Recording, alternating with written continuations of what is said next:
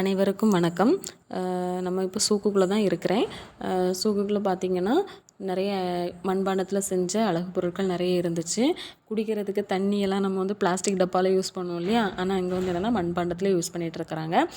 இதெல்லாம் பார்த்திங்கன்னா சின்ன சின்ன ஜாடி பொருட்கள். இது எல்லாமே சாம்பிராணி போடுறதுக்காக யூஸ் பண்ணுவாங்க. எல்லாமே வித்தியாசமான முறையில் இருந்துச்சு. ஒவ்வொன்றுமே ஒவ்வொரு மாடலில் இருந்துச்சு. எல்லாமே ஒரே மாடல் கிடையாது, எல்லாமே வித்தியாசமான மாடல்ஸில் இருந்துச்சு. அப்புறம் பார்த்திங்கன்னா இந்த ஜாடி டைப்பெல்லாம் இருந்துச்சு.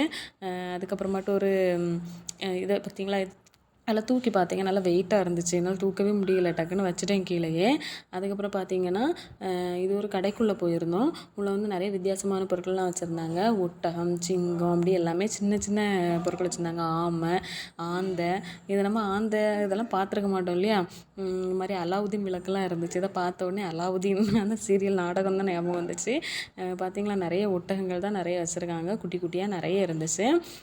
பார்க்குறதுக்கே ரொம்ப அழகாக இருந்துச்சுங்க. அதுக்கப்புறமாட்டு கத்தி, இந்த பழைய காலத்தில் யூஸ் பண்ண கத்தி மாதிரி இருந்தது. இது பார்த்திங்களா தவளை, இதெல்லாம் பார்த்துருக்க மாட்டோம். அதுக்கப்புறமாட்டி சிம்னி விளக்கு இருந்துச்சு. இதெல்லாம் பழைய காலத்தில் உள்ளது. நம்மலாம் எதையும் ரொம்ப யூஸ் பண்ணியிருக்க மாட்டோம்.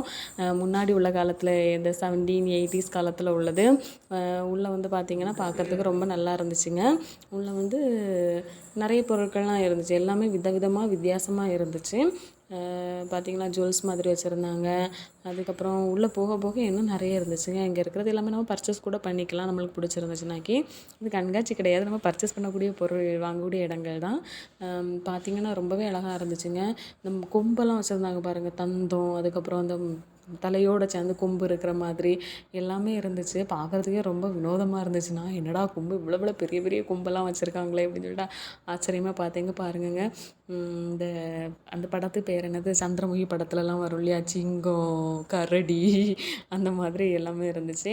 இதை பார்த்திங்கன்னா அந்த பவுல்லையே தண்ணி குடிக்கிற மாதிரி, விலங்குகள் தண்ணி குடிக்கிற மாதிரி வச்சுருந்தாங்க. ரொம்ப நல்லா இருந்துச்சுங்க.